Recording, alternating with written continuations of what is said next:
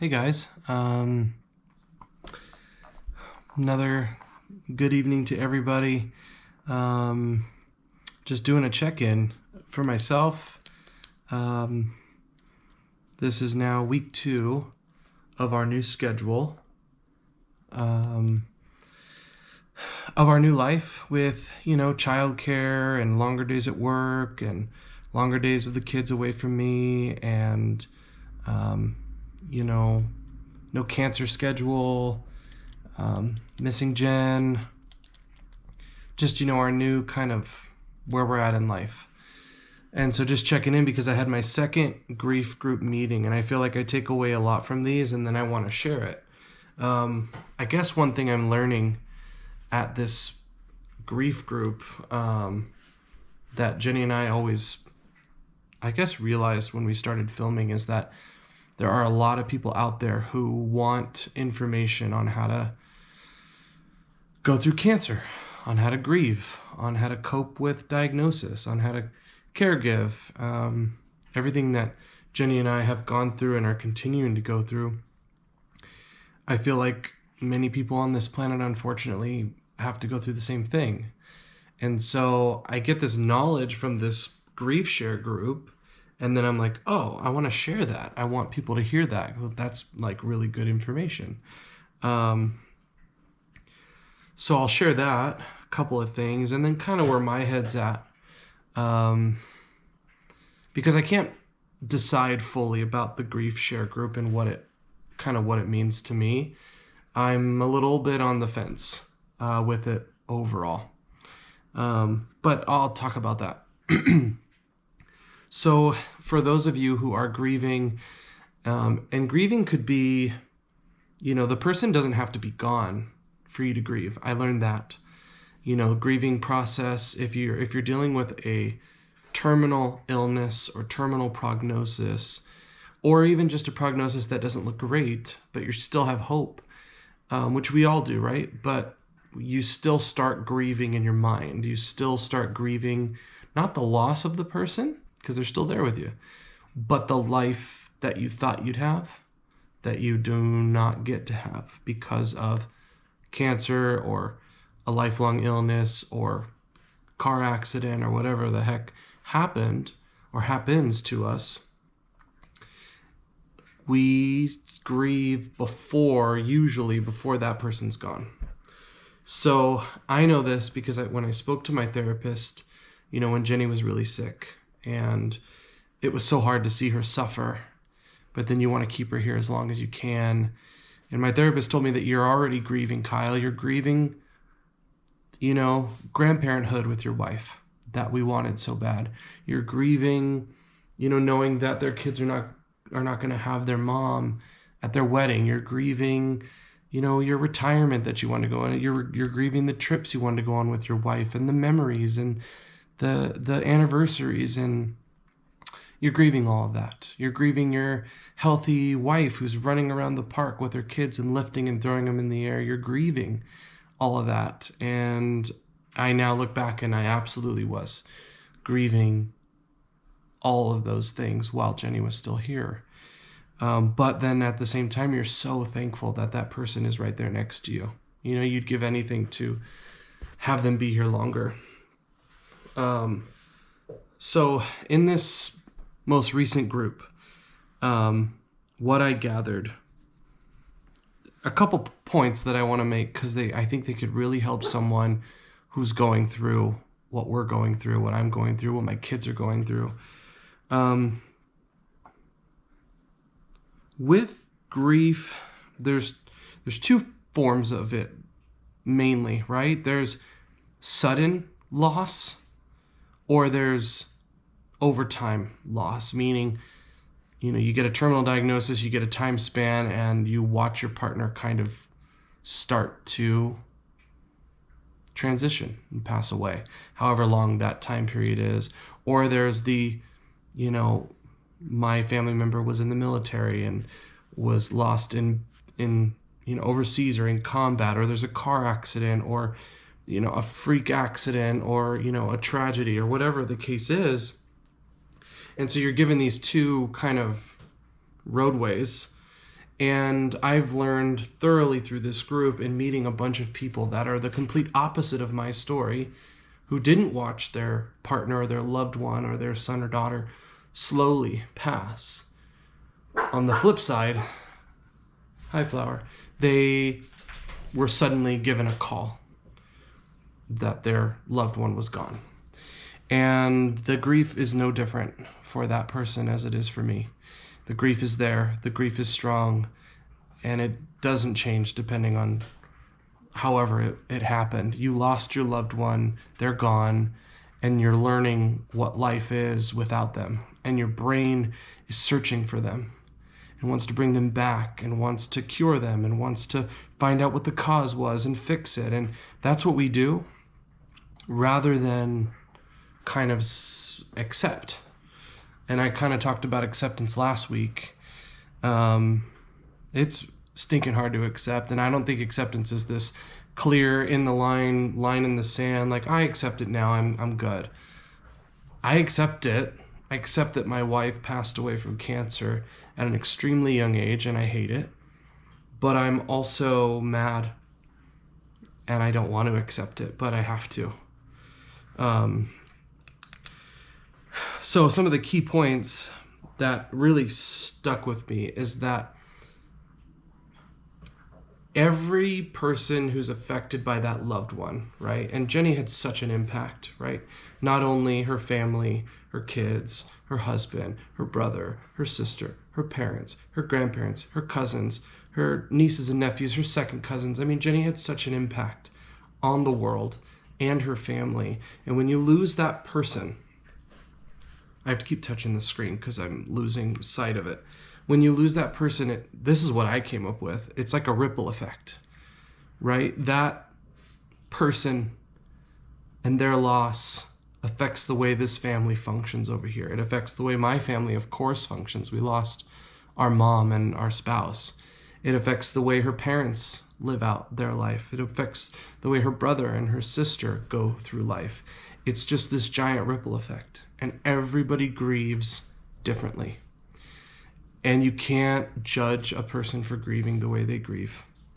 If they grieve in an unhealthy way, if they grieve out loud, if they grieve internally, if they show it, if they don't show it, if they're angry, if they're upset, if they're sad, if they seem fine, you can't judge a person's grief because you're not them. You're not in them. You don't know what's going on in their mind and in their heart. And there's, not everything, there's no cookie cutter for grief.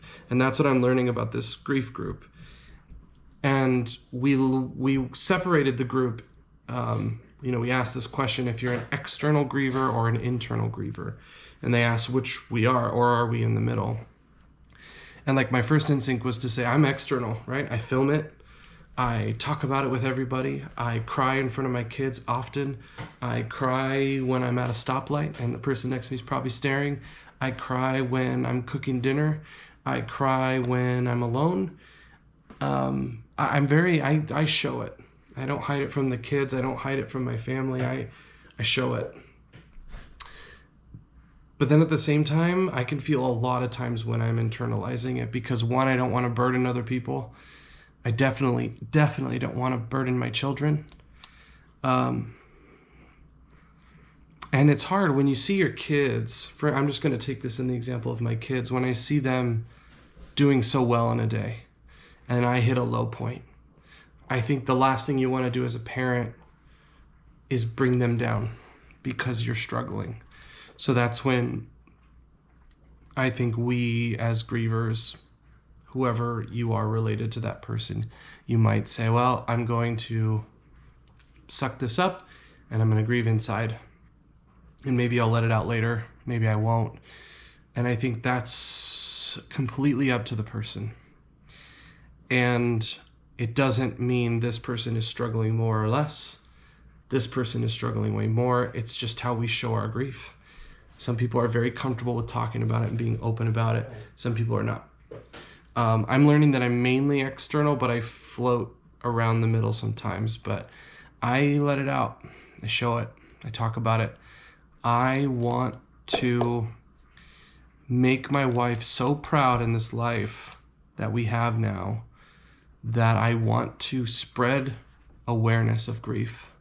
And I want to talk about what it means. I want to talk about how it feels. I want to talk about the awkwardness, the sadness, the loneliness, the depression, the anger, because a lot of people don't.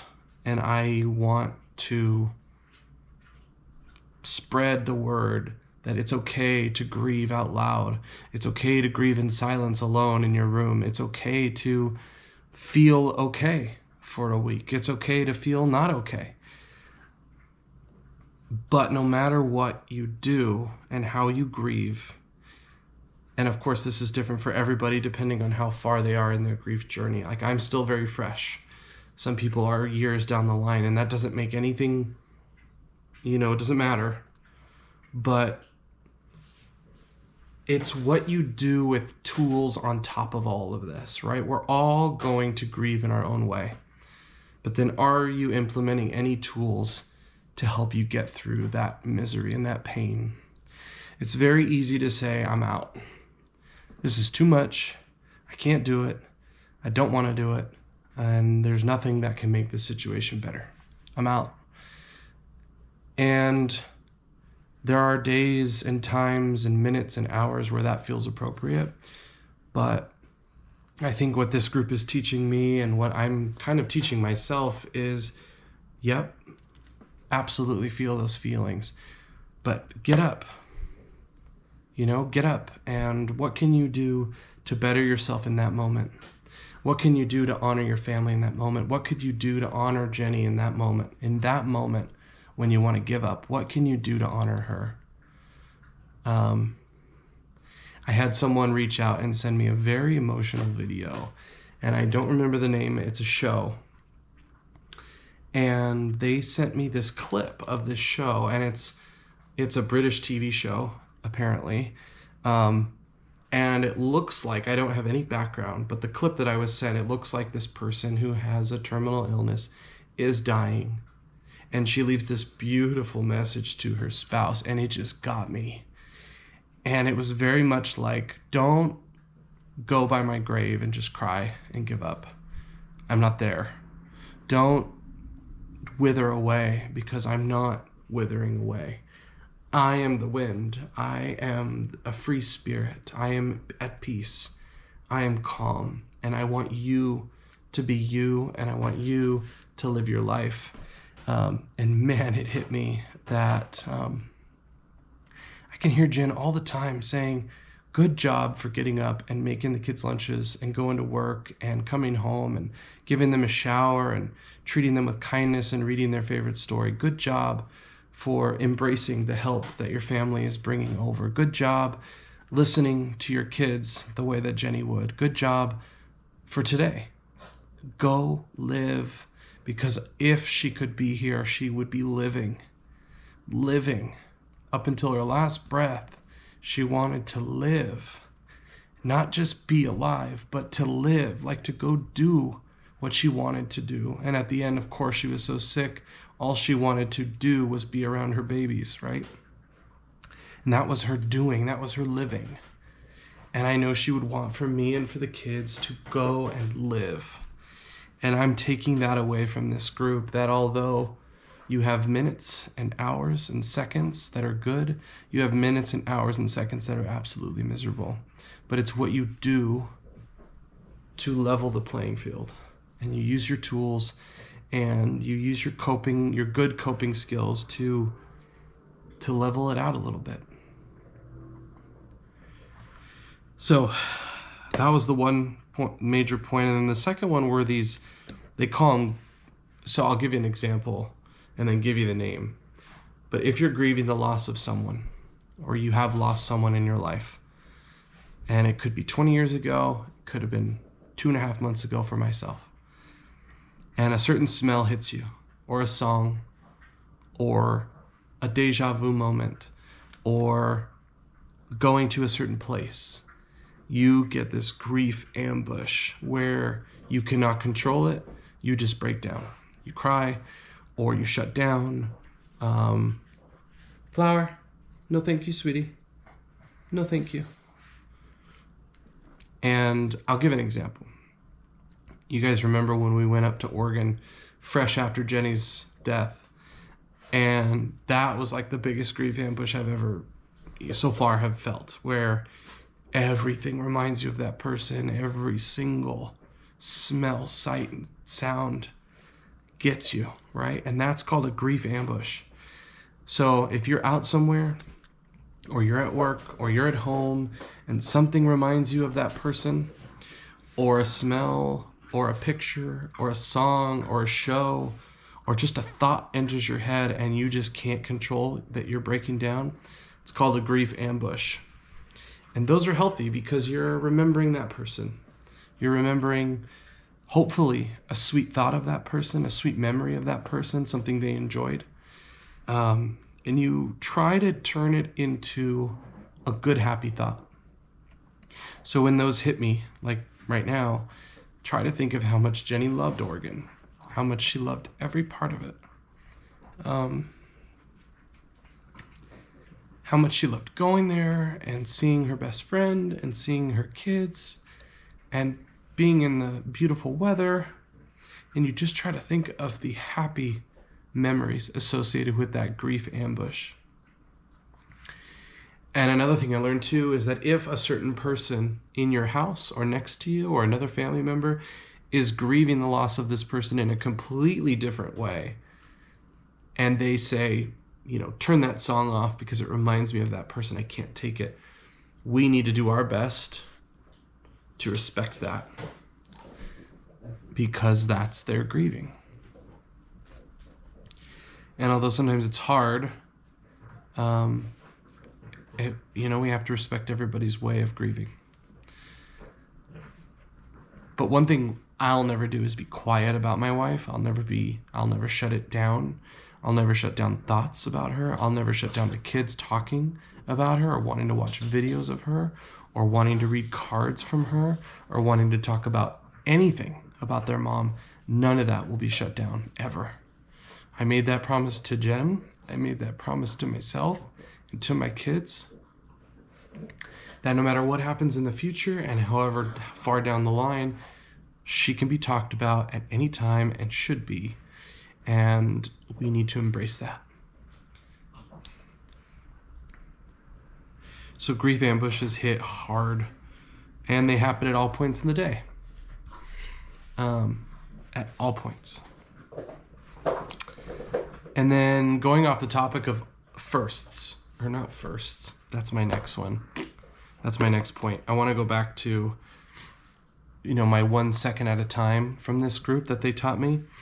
We do these check-ins, like, how are you feeling this week? And it's like, that's a rough answer because Monday could have gone well, but within Monday, from 9 to 10 o'clock, you were feeling miserable because of this song that came on, or because of the picture on your desk that reminds you of this time, or whatever it is. Or 5 minutes in a day might strike you and be really hard. Or a majority of the day might strike you and be really hard, and then the last hour is great. I think I'm really lucky that, I've said this before, that Jenny left me so many little inspirational quotes. She should have wrote a book, but and she said, please be happy. Be happy in your days. You're going to be sad, you're going to be broken, you're going to have hard days, but be happy when you can. Because she would give anything to be here. Anything. To be with her kids and watch them do as well as they're doing, and be happy. Embrace happiness when it hits you. It's okay. And that's one thing I keep talking about with my therapist, as I'm only 2.5 months in, but there are days where I feel pretty darn good. That's okay. And there are days when I feel miserable. That's okay too. Then they talked about significant first. So that first year is really hard because you're going through your first birthday without them. Your first, Ellis is having his first birthday, my first birthday coming up without Jen. And she loved those so much. But We just had our first, Christmas without her. That was hard. Your first vacation without them, your first day back at work without them, your first, all these firsts that hit you. And you got to take the blow, you got to take the punch and keep going. And they'll knock you down and you got to keep getting up. And Flower's playing with the toy. The significant first feel like they're going to hit hard. They already have. And you just got to, what they said is prepare. So if Valentine's Day's coming up, and that's going to be a tough one, right? Because my wife and I loved cheesy Valentine's Day. Prepare your heart for that. So give yourself the space and the time and the knowledge and the understanding that, hey, on February 14th, I'm going to struggle. So let me open up let me ask for help. Let me open up my calendar. Let me make sure that I'm surrounded by people. Let me make sure that whatever it is that helps you, you allow yourself that time. The bigger the event, the more significant the first, the more time you should give to yourself, if that makes sense. And then know that day or that week or that event is going to leave a mark.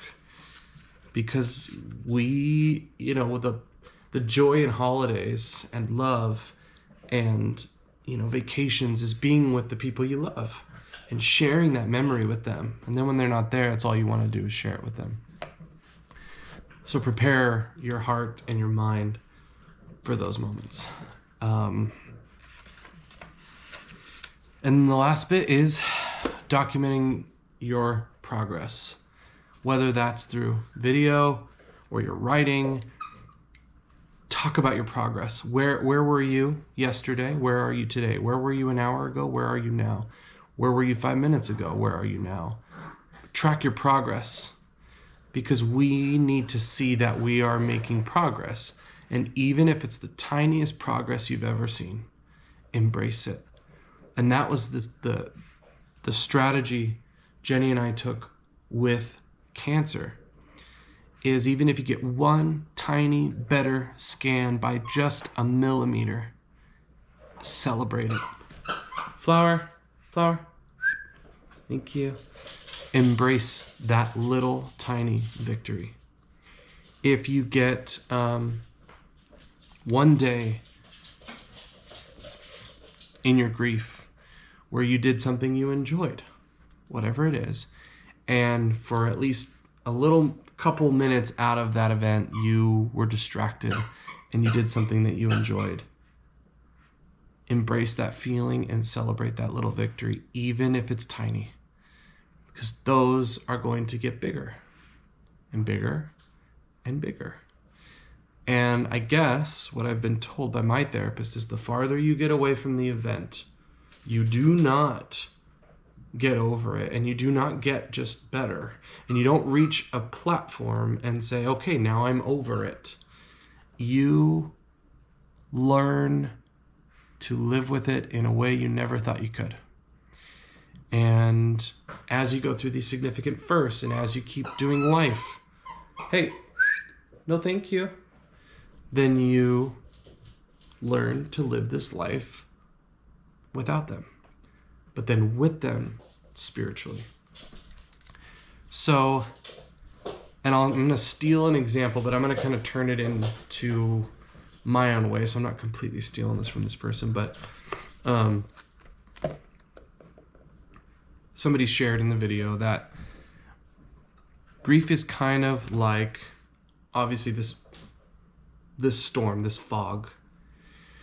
And right at the beginning, it's so fresh. You open up your eyes, you go step outside, and it's one of those mornings where you can't even see 10 feet in front of you. It's so foggy, right?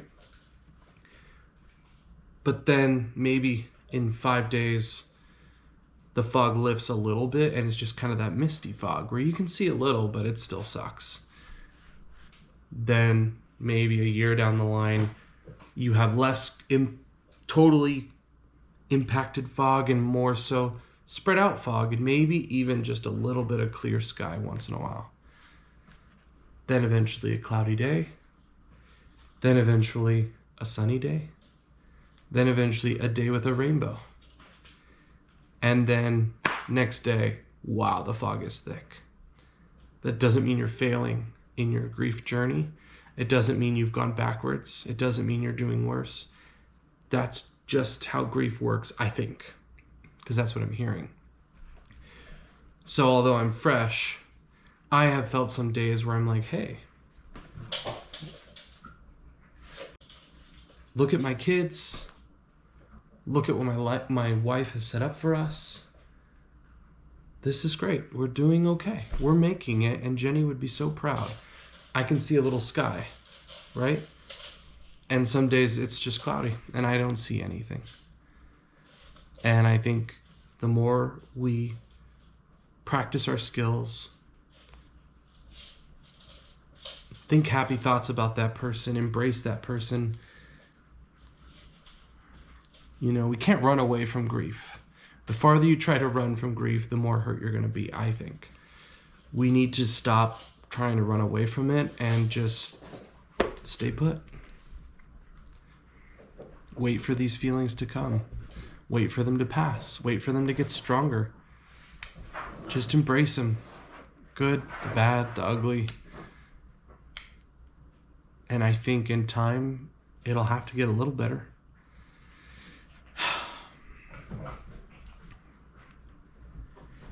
I don't know. Felt like I just gave a seminar, but I'm no expert. I just am taking kind of like what I'm hearing and putting it in my own words and, you know, outlining in this Grief Share book. It's like part of my homework. It's part of who I am right now and just taking a lot from it. And I wanted to share some because I am meeting a heck of a lot of people that are grieving. And it's hard to hear. And that kind of brings me to my next point. I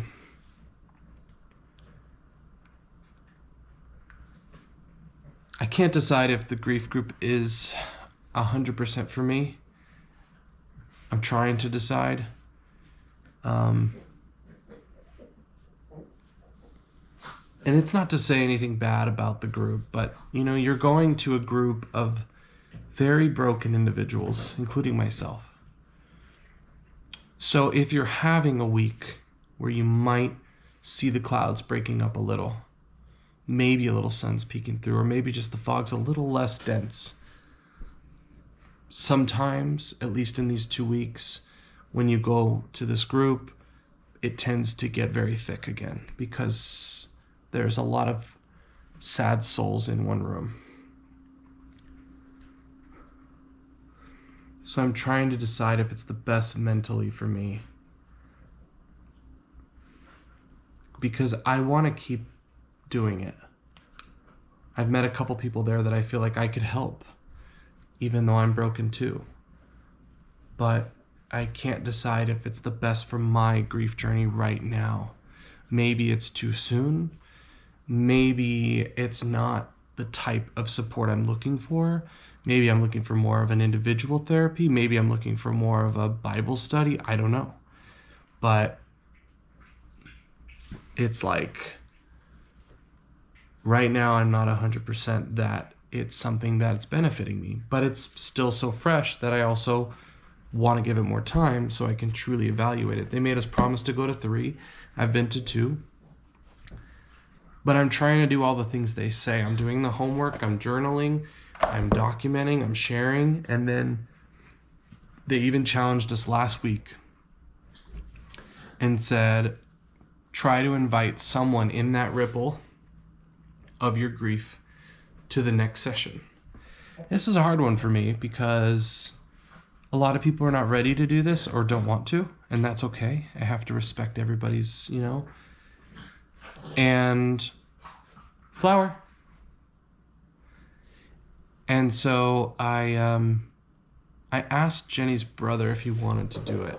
And I didn't want to put any pressure on him. I don't want him to ever feel like he has to do something. But I did want to throw it out there because he's literally one of my best friends. And if this could help him or help me or help both of us, I think that would be great. And he's grieving too, right? He lost his sister, his baby sister. Not his baby sister, but his younger sister. And he's got such a protective brother mentality that I know that it's hard. And so I just shot it out there and said, hey, if you want to go, I would love to have someone to go with me. Maybe that would help. And he said yes. And I made sure to remind him that if it's too hard, if you don't feel comfortable, you don't ever have to go back. You don't even have to stay the full session. I'll take you home right away. But we're going to try to do it together next week. And I'm excited because it's more people in the ripple getting help. And then it's also beneficial to him and me. We have a very close bond. You know, I love him. He's my brother and I'm his brother, and we got to take care of each other. And that's one thing Jenny wanted me to do too, is take care of her brother, take care of her sister. And I don't know, I'm excited that we're going to do that together. And at the same time, if it's a total fail, I accept that and it'll be okay. I don't know if some of you saw this in the live, but it's hard to tell. But this is a new necklace that I got. The kids each have one too, but they're not ready to wear them yet. But it's Jenny's thumbprint on there. And then on the back, it says Our Angel Forever. So I wear it with me all the time. And then I noticed that I fidget with it because I've never worn a necklace before. But I love it. So check in, you know, we are okay. Heavy feelings, but also feelings of hope still here. And I feel like I'm learning a lot each day. And I have such a support around me that I'm so thankful.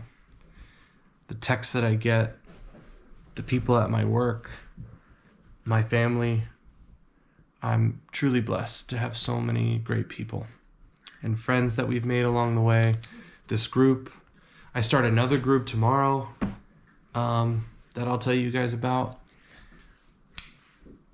I don't know. One day at a time, one moment at a time, 1 second at a time. If you're grieving somebody, whether it's recent, old, sibling, friend, distant relative, spouse, doesn't matter. Just just grieve. Let yourself feel the feelings. Flower, please calm down, babe. Let yourself feel the feelings. If you grieve externally, let it out. If you grieve internally, hold it in. If you're a mixture of both, do both. But feel what your body's feeling and accept that and learn from it and keep progressing. Flower.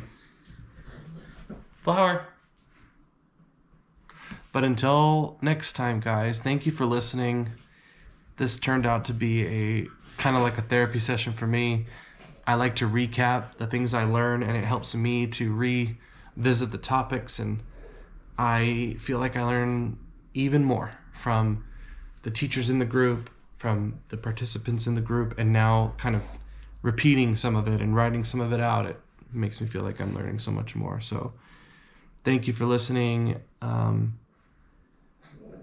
If you're grieving someone, even if it's Jen, you know, you're on here and you're grieving the loss of Jen, just know that I'm glad, as they say in my group, I'm glad you're here with us, with me, but I'm sorry that you're here with us and with me, right? And that's what I say to everybody who's grieving the loss of a loved one or someone close to them, that I'm glad that you're listening, but I'm sorry that you're having to listen to this. Because it's hard. Grief's not easy. And it's going to be a lifelong journey. Lifelong. But just keep learning each day. I think that's what we need to do. And keep living for Jen. So, love you guys. Thanks for watching. And until next time. See you guys soon.